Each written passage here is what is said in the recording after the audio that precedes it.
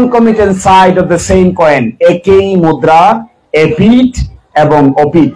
এপিঠে আছে শাপলা, ওপিঠে আছে আনারস। আমরা একই মুদ্রার এপার এবং ওপার। এইটাই হলো একদিকে রোজা, আরেকদিকে হলো পূজা। এই রোজা এবং পূজা মিলে বাংলাদেশ, রোজা এবং পূজা মিলে ভাটি বাংলা। পূজা আর রোজা একই জিনিস। আমাদের রোজা, তাদের পূজা। খবরদার, কথা বলার সময় খুব সাবধানে কথা বলা উচিত। আমি দূর থেকে এই ভিডিওগুলো দেখে অবাক হয়ে গেলাম। পূজা আসলেই বহু মুসলমান তাদের ঈমান হারিয়ে ফেলে, এরকম দৃষ্টান্ত আপনাদের চোখে পড়ছে কিনা? গজে চড়ে মা দুর্গা আসলে দেশের অভূতপূর্ব কল্যাণ সাধিত হয়, এরকম চিন্তা যদি মুসলমান করতে পারে, আল্লাহর কসম এক তিল পরিমাণ ঈমান আর ওই মুসলমানের ভিতরে অবশিষ্ট থাকে না। ঠিক কিনা বলেন? 5% অমুসলিমকে খুশি করার জন্য মুসলমানদের এই দেশে এই জাতীয় কথন, এই জাতীয় কথোপকথন, এই জাতীয় আচরণ সত্যি আমাদের জন্য লজ্জাজনক। আমরা হিন্দু, মুসলিম, খ্রিস্টান সহ যারা এই দেশে বসবাস করি, বৌদ্ধরা সহ যারা আমরা বসবাস করি, আমাদের মধ্যে সম্প্রীতি থাকবে, ভালোবাসা থাকবে। তাই বলে নবীজির উম্মত, আল্লাহর গোলাম হওয়ার বিষয়টি মুসলমান ভুলে যেতে পারে। পূজার রোজা এক জিনিস নয়। পূজার রোজা কোনোদিন এক সমান হতে পারে না। আমরা মুদ্রার এপিট ওপিট হতে পারি না। আমরা মুসলিম, আমরা সেই সে জাতি। এইটা মৌলানা নামের কলঙ্ক।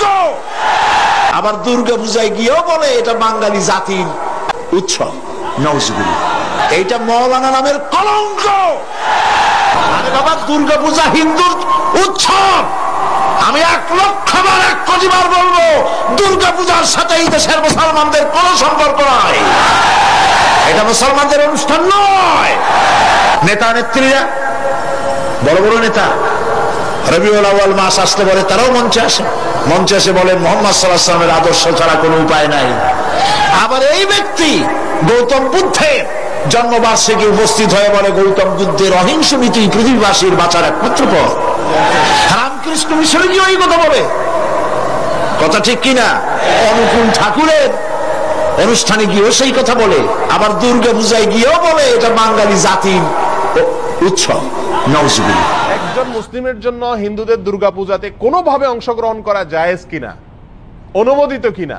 ইবনে মাজাহ হাদিসে আসছে নবী আলাইহিস সালাম সতর্ক করেছেন যে একটা সময় আসবে যখন আমার এই উম্মতের কিছু লোকেরা মূর্তি পূজায় সরাসরি যোগ দিবে, আর কিছু আছে মূর্তি পূজারীদের সঙ্গে মিশে একাকার হয়ে যাবে। আজ তার বাস্তব নমুনা আমরা দেখতে পাচ্ছি।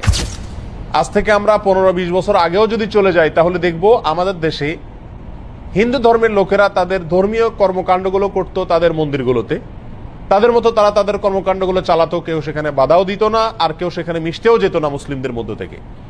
কিন্তু গত বেশ কয়েক বছর ধরে দেখা যাচ্ছে হিন্দুদের সবচেয়ে বড় উৎসব এবং শিরকের সবচেয়ে বড় আয়োজন আল্লাহর জমিনে, এটা যখনই হতে যায় তার আগে এবং এটা চলাকালীন সময়ে মিডিয়াতে এক শ্রেণীর লোকেরা এই স্লোগানটা খুব বেশি বেশি আওড়াতে থাকেন, ধর্ম যার যার, উৎসব সবার। ধর্মীয় বিষয়ে ব্যাখ্যা দিতে আসছেন রাজনীতিকরা, ধর্মীয় বিষয়ে ব্যাখ্যা দিতে আসছেন বুদ্ধিজীবীরা, যাদের ধর্ম সম্পর্কে কোনো ধারণাই নাই। এটা হলো সবচেয়ে বড় আশ্চর্যের বিষয়। এই বিষয়টি তো সিদ্ধান্ত দিবে ধর্ম বিশেষজ্ঞগণ, উলামা একরাম, কারণ বিষয়টা ধর্মীয়। অতএব এটা হলো একটা আশ্চর্যের বিষয়। দ্বিতীয়ত হলো এই স্লোগানটার মতো অন্তঃসার শূন্য, অযৌক্তিক এবং হাস্যকর আর কোনো স্লোগান হতে পারে না।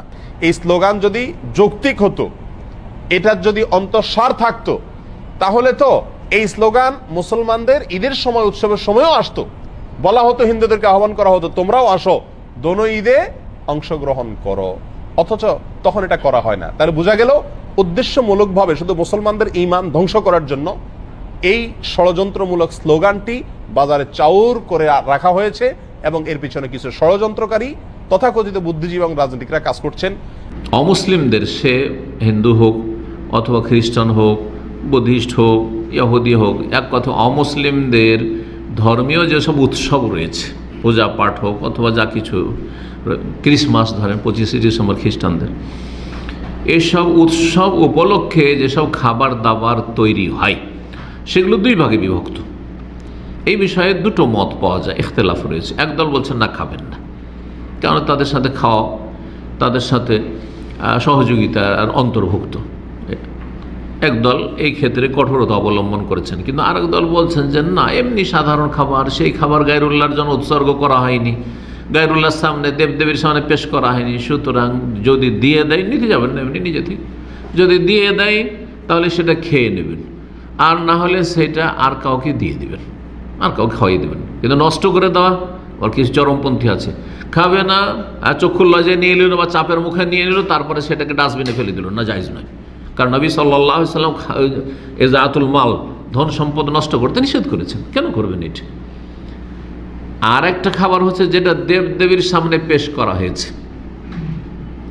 কলা পেশ করে না, মিষ্টি, রসগোল্লা, আরও কিছু, হ্যাঁ, দেবদেবীর সামনে, হ্যাঁ, মূর্তি প্রতিমার সামনে যেগুলো পেশ করা হয়, হ্যাঁ, এই খাবার খাবেন না।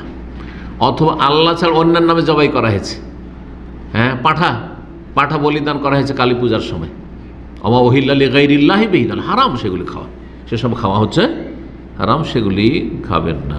আর